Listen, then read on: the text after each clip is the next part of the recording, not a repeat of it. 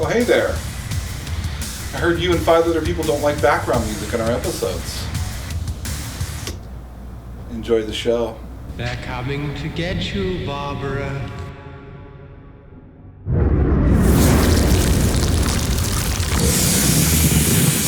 It has been established that the unburied dead are coming back to life.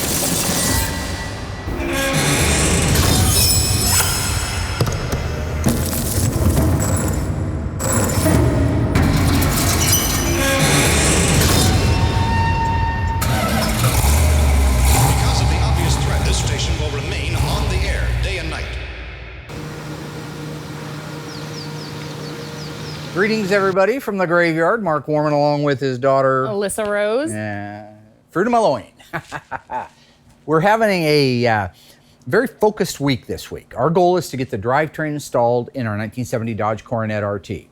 It's a 426 Hemi 4-speed FT6 dark bronze. One of one. One of only one left in the world, one of 2 originally built. So Very cool car. Fitting a 426 Hemi into anything is a job. If you look back to when we did our 1969 Roadrunner, very, very difficult, very tight fit. We expect the same thing. So we're focused on one thing primarily this week, and that is to get that drivetrain completed and ready to go into that car and then actually install it. What do you think? I think we can do it. I know we can do it. Top Gun. So I'd be like Maverick, and you'd be Goose? like, yeah, you'd be Goose. No, you you're hit Goose.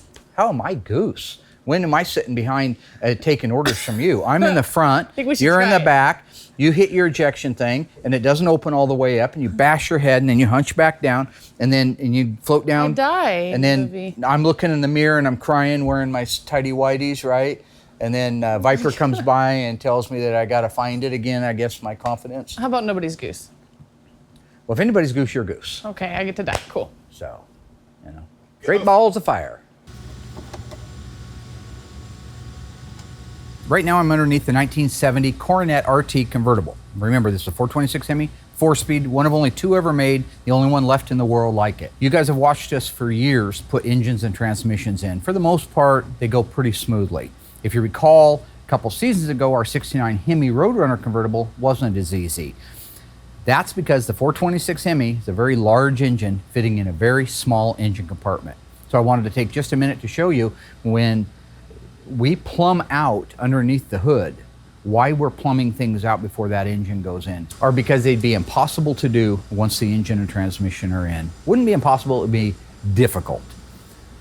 The brake lines, these are our inline brake tubes. These are the new lines that we put on our cars, and this is the new proportioning valve designed for the disc brake setup. This car has disc brakes on it. But if that big Hemi is sitting right here, you notice how you can't see that part? Well, it's 10 times worse when the Hemi's in place. So that's why we put and pre-plumb all of this stuff out. The clutch rod, not so necessary because that comes in from the back side of the firewall, but it's still in place. This right here is a speedometer retainer. So this is a speedometer cable. This is the factory retainer that held it in place. So back here on the firewall, you see more plumbing. You see our inline brake tube. This is the one that goes from the proportioning valve over to the passenger's front brake. That's right there. Again, not impossible, but highly improbable that you would get that in without causing damage once that big 426 Hemi's in there. This is our wiring looms in place. Wiper motor. Again, wiper motor could be done later, but you would be stretched out over the engine. Why take the chance? Go ahead and install it now. This is our starter relay. Again, difficult once it's in place. Our heater box is installed. These are the nickel cadmium captive washer style nuts that hold it in place. You put it in now, you can actually get to that. You can get to your accelerator pedal bolts right here. Up here at the top, you barely see it, but this is the bottom of the voltage regulator, and this is the ballast resistor over here. Okay, so if we move around now to the other side, which this is the passenger side inner fender area, a lot of the things on here we could have done later, but why not go ahead and plumb it out now? One of the things that would be difficult to do later after the drivetrain's in would be our fuel lines. Again, these are our 3/8 main, 1/4-inch return line. These are the correct lines for 426 Hemi. This actually has the unique KV marking fuel inlet hose. Those markings are intentional. That's the exact same one they would have used back in 1970. All of these clips that you see here and here, these are all factory clips as well. You'll see that the rest of our brake line goes down under the frame rail and up into the flexible hose. I go down here, you'll see that we have our horns in place here, both horns, windshield washer reservoir. Look at how close that windshield washer reservoir is to that air box. Now this hood may need to be adjusted up just a hair because it's almost touching on it. There's our heater hose bracket that would hold our heater hoses once we have everything installed. So right now, 360 degrees, everything under the hood of this car is ready to accept the drivetrain. Just like on the front end, we have everything prepped out. We have our shocks in place right here. Fuel tank is in. Notice the line is another KV fuel line. See that fuel line going in there? That's the same as the front. That's the standard. That's what they use at the assembly line. If you look carefully, you'll see the matting between the tank and the actual body itself. Here's vapor return lines. You'll see the quick squeeze clamp styles. This is all OEM replica of the original. Another thing to notice is the gray primer. On this particular car, it was not an undercoat car. Now, a lot of times people just choose to put undercoating on their car because it's a sound deadener and it helps resist chips on the bottom. When you're dealing with a 7-figure car, a $1 million+ car, the only one left in the world like it, you want it to look exactly the way it did when it left the assembly line. So when it left the assembly line, the first thing it got dipped into a rust proofing. That rust proofing was this color. It came out of the rust proofing tank, went over to the paint shop, and that is why you see overspray on these frame rails. This is normal. This overspray right here is exactly the way it should be. They didn't intentionally paint the bottom of the car, they just left the dipping there. And this blow-by that you see, that duplicates the original factory look. Okay, so are you guys almost ready? Yes. Everything's close? Okay. Yep. All right, last thing to show real quick here. Pinion snubber reinforcement right here. This is part of being a Hemi car. All Hemi cars got this pinion reinforcement, not this plate. This plate came from the factory on all of them.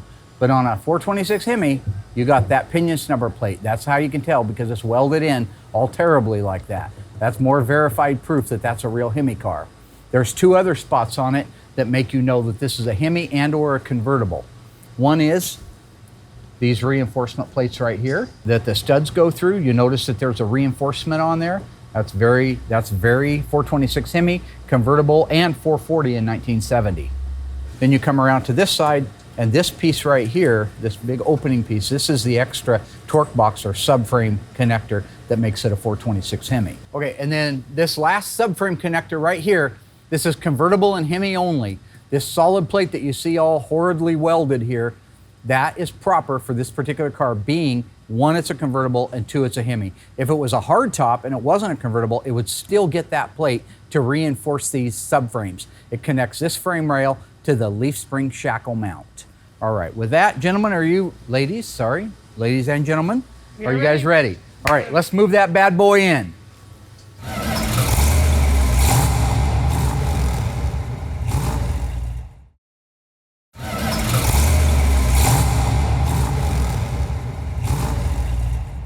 In 1965, a racing legend was born. A Hemi-powered, wheel-standing beast of a truck known as the Little Red Wagon. Created from the Dodge A100 truck, this monster of a race truck was owned and driven by Bill Maverick Golden, a man even more famous than the truck he drove. Bill Maverick famously won over 1,800 trophies, thousands of races, and set an astonishing number of records during his racing career. It wasn't until Frank Wiley, which was Chrysler's chief of public relations at that time, took Maverick to the shop of Dick Branster that they had a match made in heaven. And by the way, as a side note, it happened to be the same shop that had built Roger and Linda Mood's Color Me Gone racer, so that's pretty cool. Chrysler's A100, which is a cab over engine style of truck, hadn't been selling as well as their D100, which is a cab behind engine style. In the 60s, the best promotion a car could get was to win races or do something everyone would be talking about. So Chrysler decided to do both and had Branster's shop engineer a custom A100 with a bigger engine in the bed of the truck. Chrysler also changed the engine of the custom truck to the enormous 426 Hemi and removed anything in the car that would add weight. That included the front bumper, the heater, the spare tire, the dash panel, and even the body sealer were all removed, which is just crazy. They even switched out the stock doors for fiberglass. What they ended up with was a back-heavy truck that as soon as the supercharged engine was given some gas, would have a tendency to wheel stand and tear down the track like a bat out of hell. Sounds pretty cool to me. Bill Golden was in love. He went from winning races to winning hearts and minds in what has become one of the most famous Dodge trucks ever built. So famous, in fact, that in 2009, Sotheby's auctioned off one of the last surviving Bill Golden Little Red Wagons for $550,000. Yeah. I mean, I don't know. I don't like the rock, but I'm digging Steve Buscemi. Hello? Hey, Mark, what's up, buddy? The music's too low? Yeah, sure, I can fix that. No problem. All right, thanks.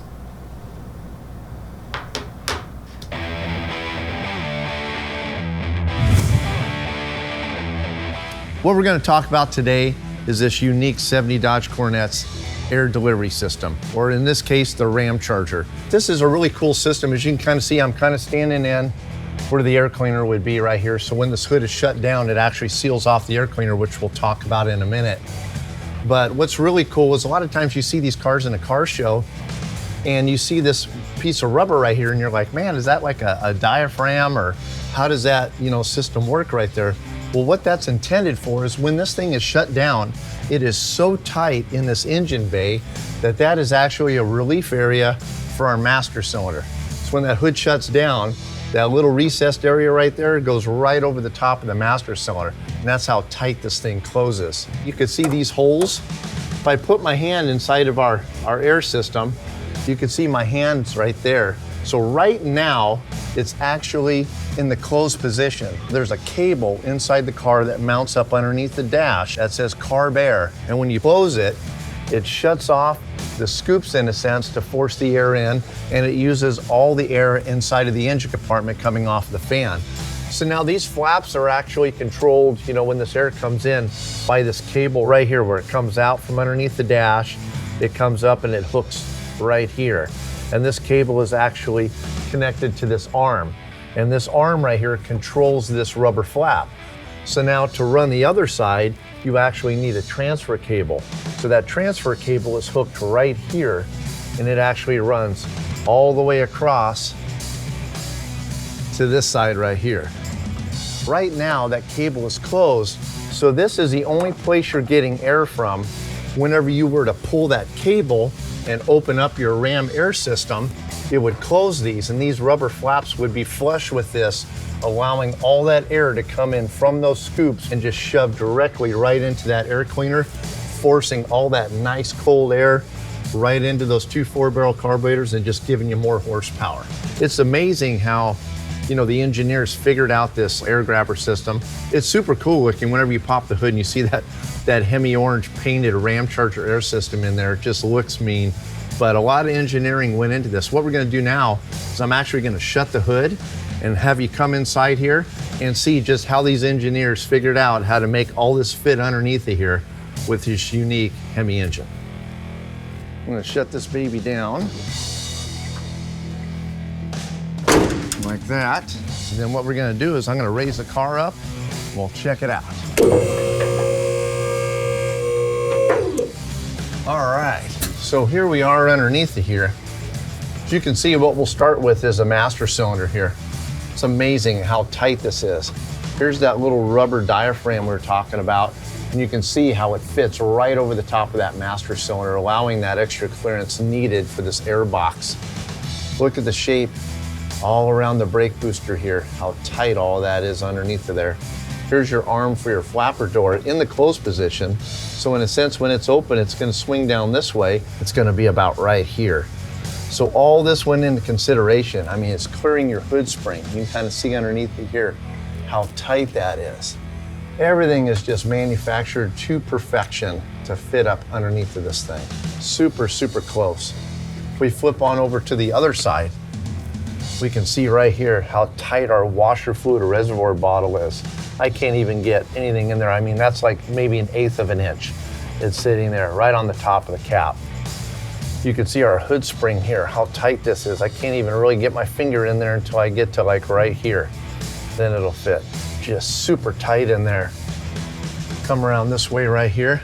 You can see our cable. If I flip this up, how that runs up got you our transfer arms for our air box that opens up those flaps. Voltage regulator. You can see how tight that air cleaner is going to fit in there. We get over here, you can see how tight that windshield wiper motor is right up underneath of that air cleaner. So, and that, my friends, is why engineers work in the automotive industry, is for amazing products like this. All right, so now we're going to talk about our actual air cleaners. Now, both of these, I got two examples here. Both of these are B-body, ram air, or ram charger, or air grabber type of air system. This right here is actually off of an A12 Dodge Coronet Super B. Now, the A12 cars all had a fiberglass liftoff hood, which was really unique for 1969. It's a 69.5 model. Now, as you can see on this air grabber system, this here has foam rubber. You can see it's squishy all the way around the edge of this air cleaner. When that hood shuts down on this car, or in this case, it doesn't shut down, you set it down on there and pin it on all four corners. This seal right here seals around that hole or that scoop that's underneath of there, and that's what's going to force all that air, that cold air from outside, right into that air filter element. Now, in our 70 Dodge Coronet situation with the ram charger, the seal is actually on the air box, which we talked about. That rubber seal is actually going to go right around this edge of the base right here. So once that's sealed, you got your two scoops right here. All that air is being forced into that air box and just shoved right into the carburetors on this air cleaner. All right, so here's our air cleaner right here, and that thing is gonna be sitting like somewhere in this vicinity on that engine. But when that hood shuts down, that's gonna go right up in there like that. Boop, seal that baby off. So this gives you a great visual appearance. Imagine right here's our two carburetors, right? Right there. All that air being forced in there. This is sealed all the way around our air cleaner. All that air is just getting shoved right down into those carburetors. So really a unique system. And that right there, that says it all. Yes, this has a Hemi. That's cool.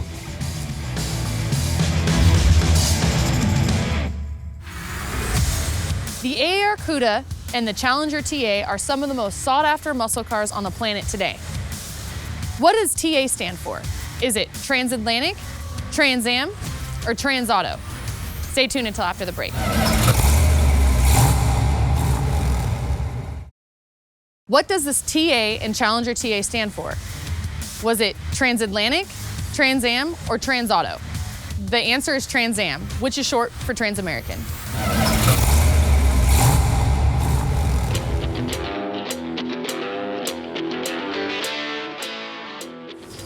I'm gonna get that done here. Okay, very nice, okay. If you will go to the back, I think, like that, and then let's try to go forward. Go up a little bit, Doug, and hang on here. I'm gonna lower the car just a hair. Put your fingers, Alyssa. How'd you do What over the there? hell? I'm all lined up. You're all lined up. There's that.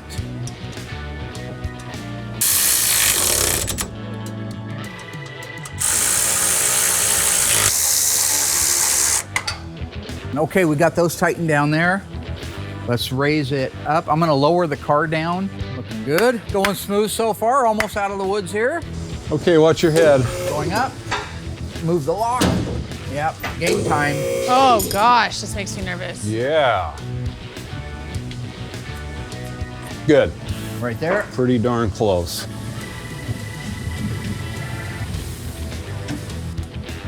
Perfect. Put the other side of the shackle in. Perfect.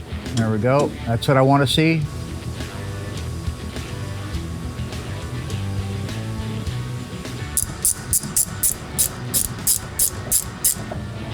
Seriously? Oh no, it's Got it. got it. Okay.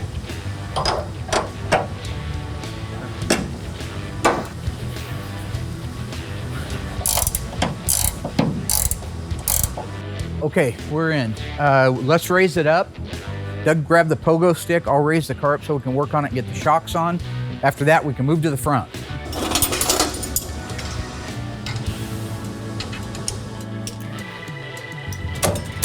Doug, you got the hardware? Go ahead.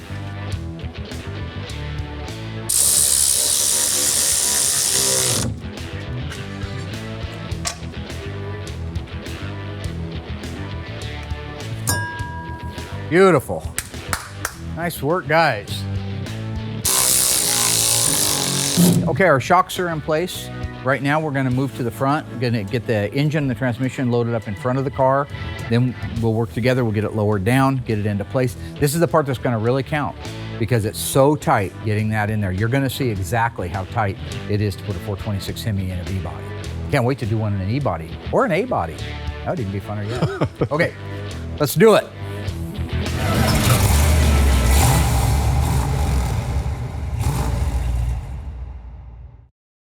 So we're doing great on our job, our tasks. Tell you who isn't doing so great is Mr. Will Scott. What was that commercial, Will? Serve no wine until it's time. We will paint no car before it's time. He's about to show you what happens when you jump the gun. I'm talking about a paint gun, so it's kind of like a play on words. Yeah, I saw that, yeah. Jump Well, he paint couldn't gun. actually jump over anything. Ah, it's a shame. Dissension. Sorry, Will. I would never say No. anything about the fact that you've added about 40 pounds to the stir work, brother. He said something about it when I added mine. I've so. lost 40 pounds. I think I know who found it. No?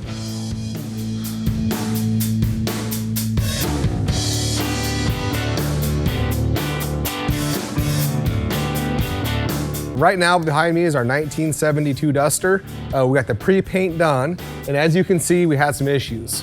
The body man said he had it ready for paint. We just rolled it right in the booth. I painted it, which was my mistake for doing it. So here we are. We had to basically kind of start all over, start blocking it down. And all the different colorations is all of our highs and lows. So the car at the point it is right now is very straight. The style lines look great. Had to do a little body work to make sure these rockers look nicer. But overall, the car is all blocked down, ready to go in the booth. I'm gonna have her mask it up, and then we'll start laying some primer on it. So right here, when we got it blocked out, you can see there was a low spot here. It was high here and high here, and how you can tell that is the fact that that's where the paint's gone and this paint stayed here. So as she blocked it down, doing the nice crosshatch, it kind of just reveals where the problems are. You know, this was a low spot, but she brought this 2 high spots down to where it just makes it nice and perfectly straight now. And that's kind of the same thing we got going on right through here.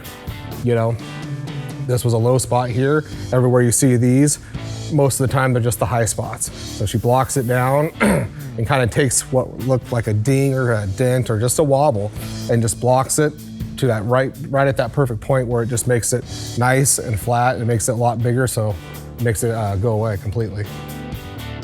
When you're blocking this down, a lot of times when the car's primered, you use the guide coat for your cross hatching, and that'll tell you right away what you're working with here. In this case, it happened to be the paint. So unfortunately now, have to go back, primer a few spots, but we'll be good to go and we'll be painting it next week without a problem. And this car is gonna be done in a base coat, clear coat, in tawny gold. We're almost there. Got to touch up a few little things real quick, put it in the booth, prime it, get it out. Next week, we'll sand it down and we'll be good to go.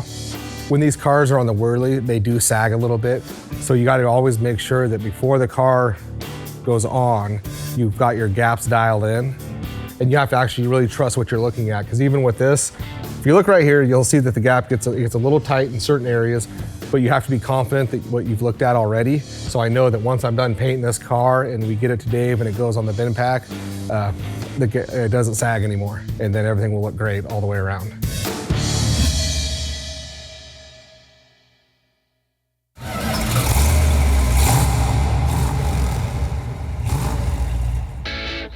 All right, Doug, so she's gonna raise it up. Alyssa, you can go ahead and raise it all the way up to the max, as high as it'll go.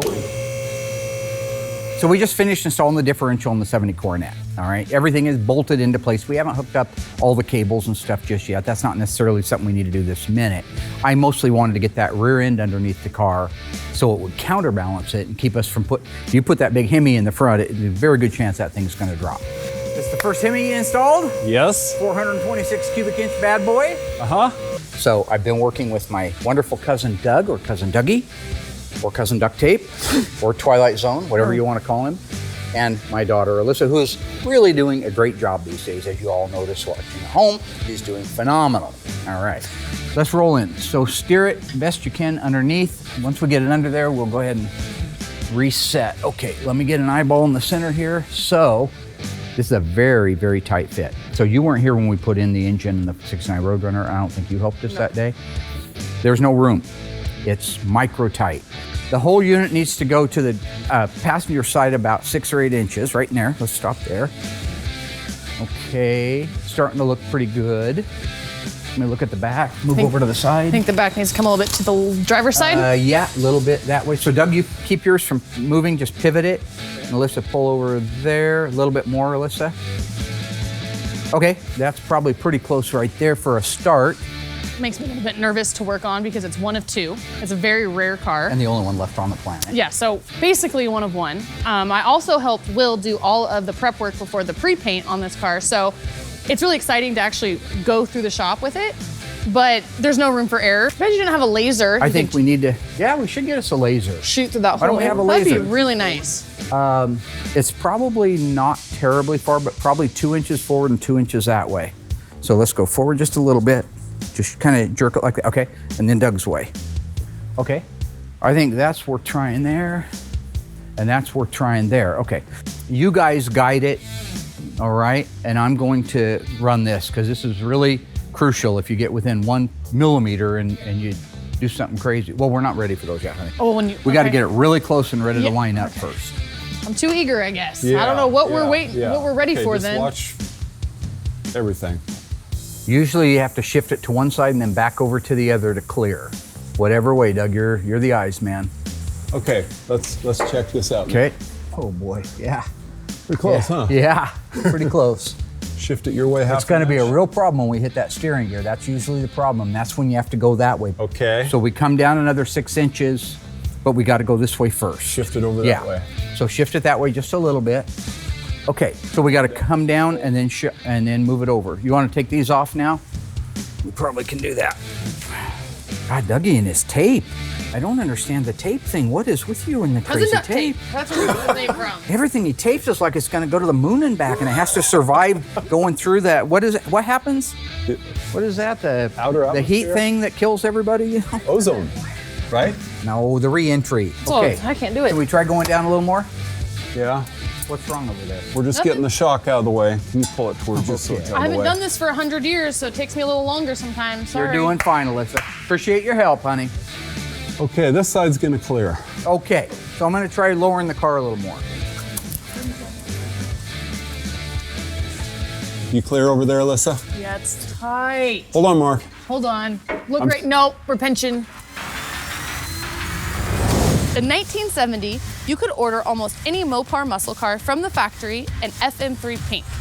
True or false? If you ordered a Dodge muscle car in FM3 pink, the color would be called Moulin Rouge. If you think you know the answer, stay tuned until after the break.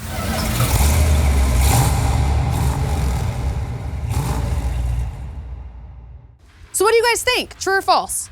In 1970, if you owned a Dodge muscle car painted FM3, it would be called Moulin Rouge? The answer is false. If you had a Dodge muscle car painted in FM3, it would be called Panther Pink. Plymouth, Manly.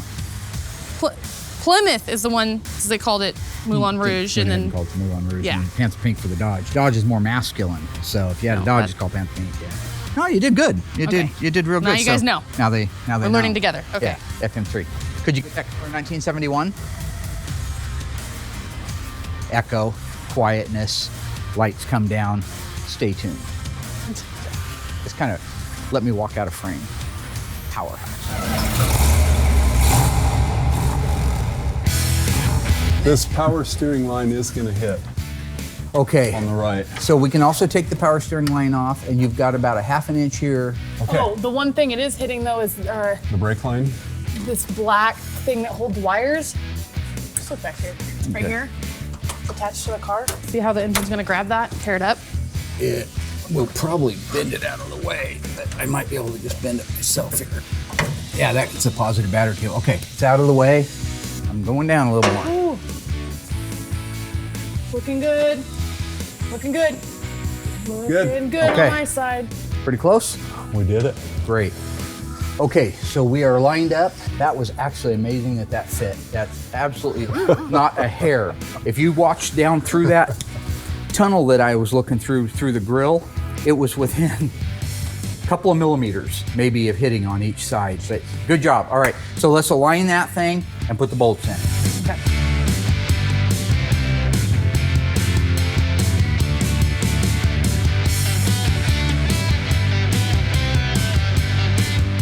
Okay, if we just pin a couple of bolts on the outer ones, just stick them in there to hang it in place, and we can raise it up and put everything together. So, looks like you need to go straight up. Yeah. Okay, go ahead. Beautiful. Check. Okay, Under short. you got one? Okay, I guess we're close. We're at a point now where we can go ahead and raise it up, and then we'll actually get the bolts in the correct direction and bolt it down, tighten down. So go ahead and raise it up, Alyssa. Okay, stop. Be careful, Dad. Okay. Nothing. All right, up we go. Okay. Not too bad so far. How high would you like it? Keep going, keep going. And you can lock it in place right there. Perfect. Okay.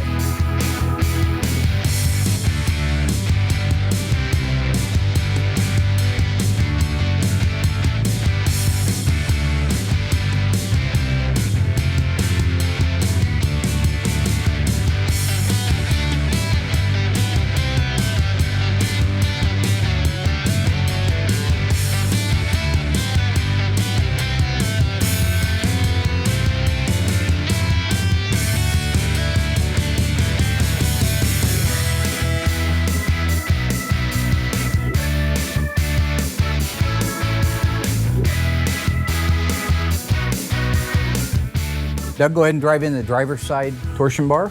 And Alyssa, I want you to watch at the front that it's lined up with the hexagon. I guess that's what that is. Doug, go ahead and put that forward. Oh, yeah, there we go, just like that. Okay, move your hands out of the way so I can see some. Okay, Doug, I think that looks pretty lined up to me. So if you want to drive that in.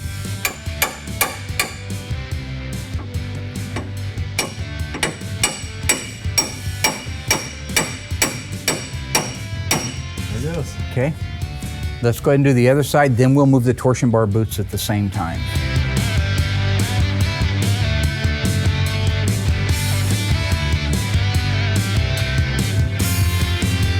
Beautiful, beautiful, beautiful.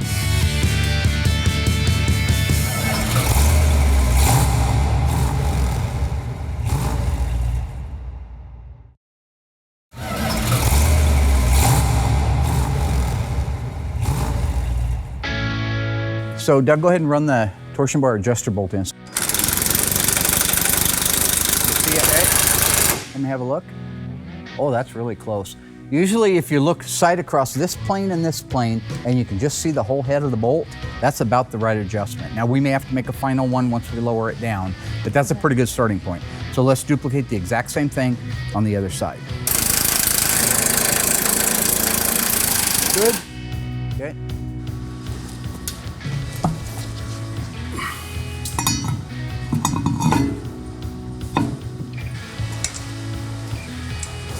Remember when I broke Andy's wrist? Uh-huh. That's funny. So our buddy Andy Crandall. Hey, George, I see you at home there. Andy, one time, these two guys, they couldn't stand the fact that my 70 Charger had burned the rear tires off. Didn't matter what tires it was, didn't matter what gear ratio it would just light the tires up all the way over the Glenwood Bridge. I could smoke them. So they said, well, it's because your rear tires are bald. Okay, well, that's fine. Let's put some better tires on there.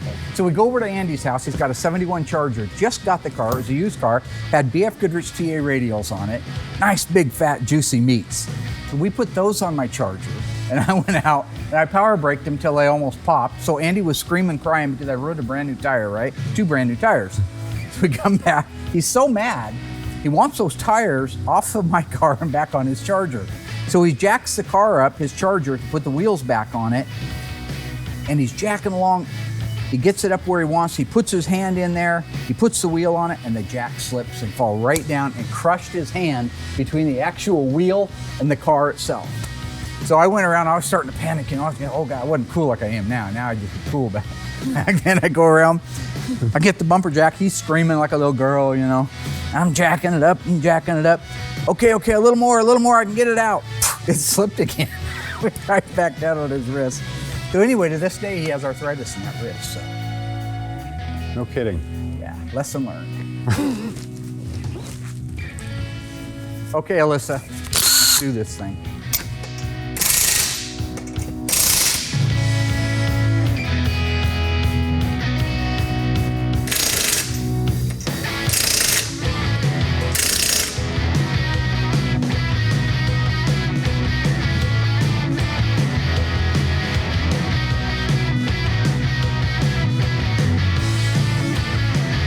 Okay, did you do this before on one of the cars? No. I don't think I had you do this. Okay. Yeah. If you look here, this car has styled wheels. If you look at those wheels, you can see the holes in them. That means you can see through the wheel and see the drum. When you had that type of a wheel on a Chrysler in this year, they required you to paint this red, about a 2-inch wide or so patch of red. So you see the highlighted area here? Yeah. So we're gonna move this over there to catch any paint that might fall. So if you look in our book, you see the 2-inch wide patch. It goes from about here all the way to the center. That's the exact area that you'll be able to see through these holes here. They want you to see that red paint, that racy red paint. That's why we're doing it. Okay, so I have a 2-inch wide chisel brush here, and this is our red. You can't hardly see it. It's actually Rust-Oleum red, and this is actually really close to what the factory used. So we're gonna wanna put some paint on there, just like that. Sounds kind of weird to do it this way, but this is how they did it at the factory. This is how we're gonna do it here. I usually go almost to the lug nuts, really close there. That gets me a good heavy coat on there. But that's it. It doesn't go around the edge. It doesn't go back here. It just goes on the face of it like that. What do you think? Try the other side? I think I can do that. Okay. Sorry. Confidence. I apologize. Just like that. That's right. Doug, if you've got the heat gun, would you start drying the left rear for me, please? What, that Cornet RT? It's the only one in the parking lot. It's okay. You know? How's that look? Okay, that's gonna work just fine. That's great, okay. What are you doing, Doug? Is this the right direction? Sure, Robotron. Go ahead. This Yeah, nut job. to the left or to the right?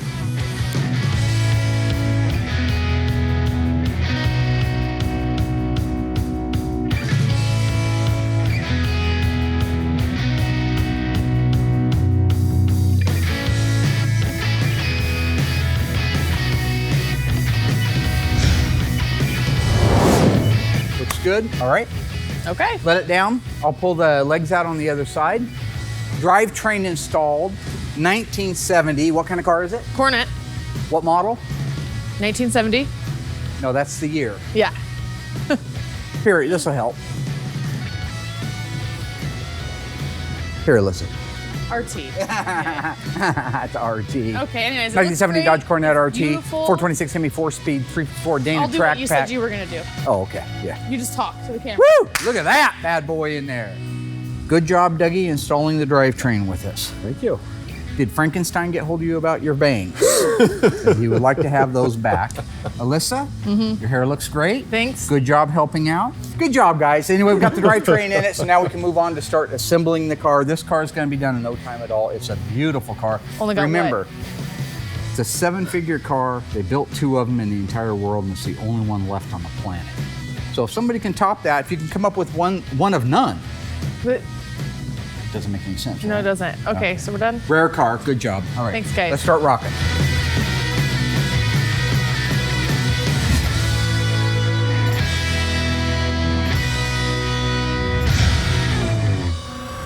This is the kind of week that I absolutely love. The rarest car that we've ever done, the only one left on the planet, one of only 2 ever built.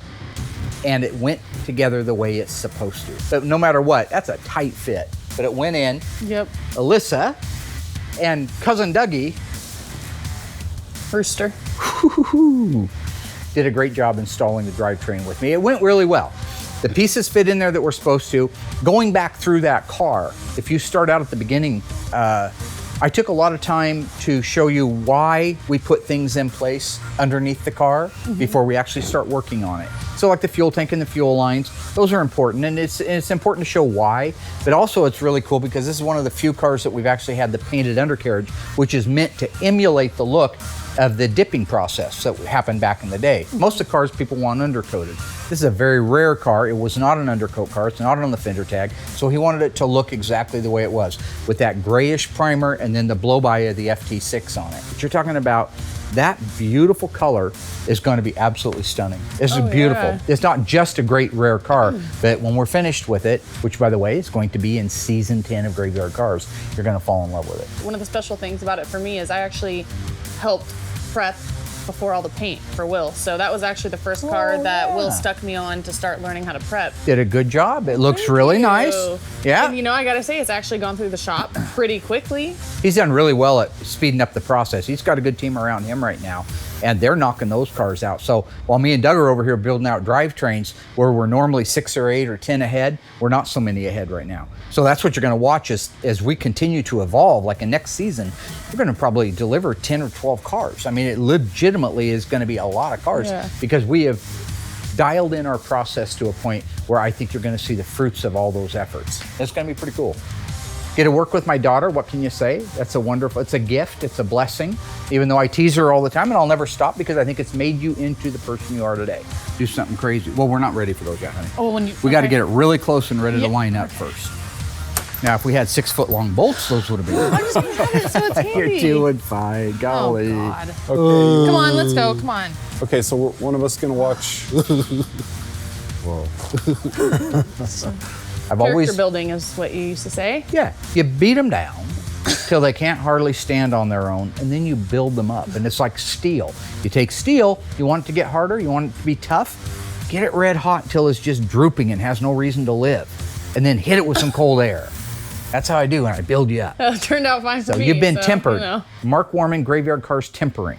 Anywho. Also, I actually did a little technical tip for everybody at home on our A100. Very good on that tip, by the way. That was very cool. informative. That vehicle is going to be the end of your father. So, okay. yeah, you might want to take out a kill real... yourself in it, or? Well, it's going to be 1,000 horsepower built by Ray Barton. It's got a blower shop 871 blower on it. It's got dual Demon 850 carburetors that are designed to go on a blower. Custom built Zoomy headers. But it's only on 2 wheels. You'll be fine. Yeah, as long as I don't have to steer it, should be fine. Should be fine. It's straight line. That's all you need. The little dead wagon is really going to be the little dead wagon. It's gonna be I mean, I'm not happy about the fact that I may have to die in it. Like that would Legacy. be the, to be honest, well, you want to go won't out be when much- you're on top. Look at all these other people, other celebrities, you know? It's actually, yeah. I'm going to hit the gate doing 98 saying, let them truckers roll 10-4. Okay. Because we got a great big convoy. Ain't You're she gonna a have to get beautiful Emma in sight? here if you want someone to dance Come and sing on and with. join our convoy. Hey, you want me to show you some moves? No. It's called the Backwoods Teapot. So, no thanks. I'm a little teapot, short and stout. That's true. Tip me over and pour me. So it's a backwards. That's the same exact thing. That wasn't. Thanks for watching, everybody. Sorry about That was everything. rubbish. Don't make it. Oh, I'm rubbish? What about you? Well, your little dance was. Yeah, It was well, rubbish. Okay. You're putting on weight.